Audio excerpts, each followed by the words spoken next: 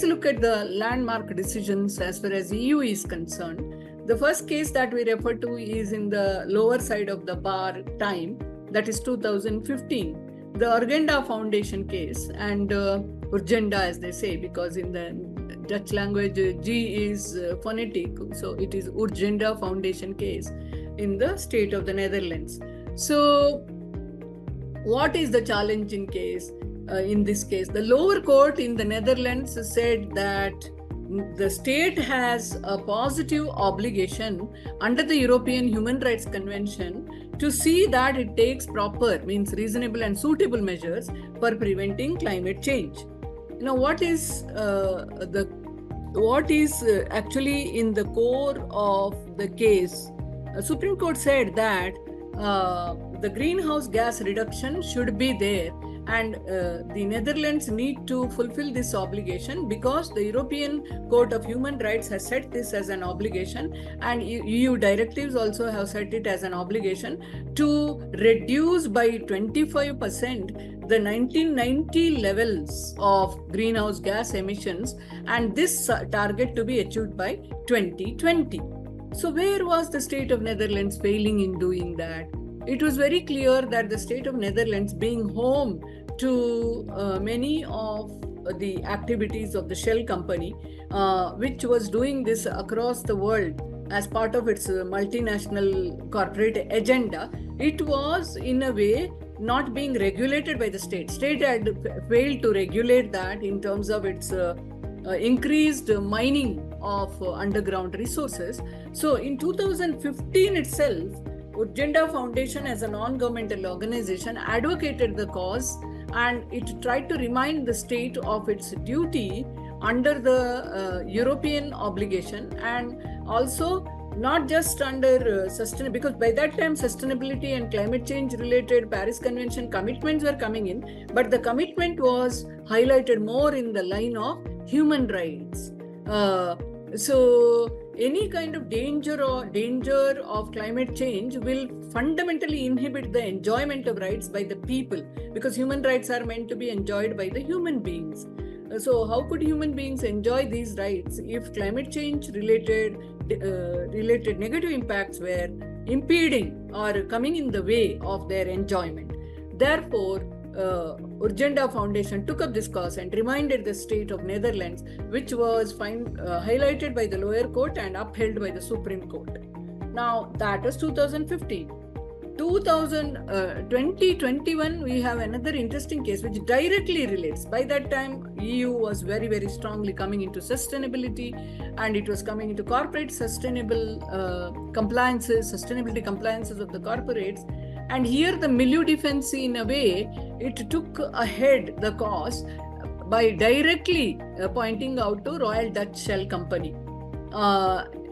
So here the district court in The Hague ordered the company to cut its global carbon dioxide emission by 45% by 2030 compared to 2019 levels. So there we began with the pre-1990 levels. Here it directly said that 2019 level is the benchmark, and almost half of it should be cut in another 11 years. So here the mitigation as a duty was imposed on a private company, and it was imposed over and above the reduction targets which European Union had set, that is cap and trade regulation and other government mitigation policy, that if you are involved in trade, then that trade license is continued only if you are obliging in terms of the caps on the reduction on the emissions. So emission and greenhouse gas emission related, carbon emission related caps were already there. So you could continue your trade subject to those caps. In addition to that, this was imposed as an additional standard, because this is the company which goes all over the world, especially there are allegations that it intervened in the domestic affairs of Nigeria, domestic affairs of Burma, by encouraging corrupt practices and empowering the local military junta. See, in Nigeria, we had the famous case of Ken Saro-Wiwa, who was a poet and professor.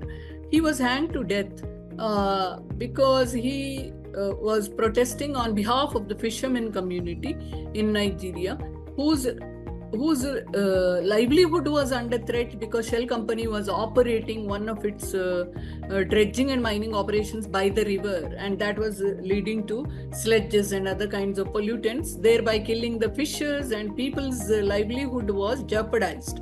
So he led them to form an association to protest.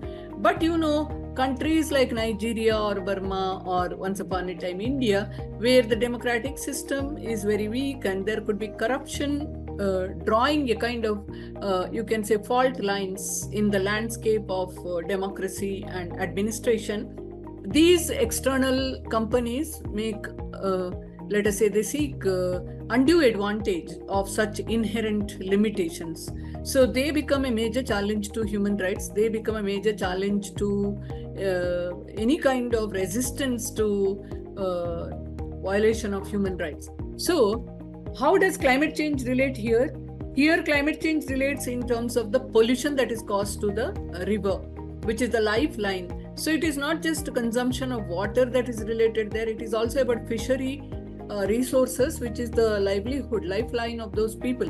Second is that it has another human rights issue, the issue of corruption. Corruption is a fundamental, I will always use the word, it's a fundamental scuttling force or killer as far as human rights is concerned. Because if a state itself is not acting, which is the primary duty, if the state is paralyzed by the evil of corruption, which is having the fundamental duty in relation to human rights implementation, then where do we seek the remedy for violation of human rights, and who do we impose the obligation of protecting human rights? So such was the situation that Shell Company took advantage on in Nigeria.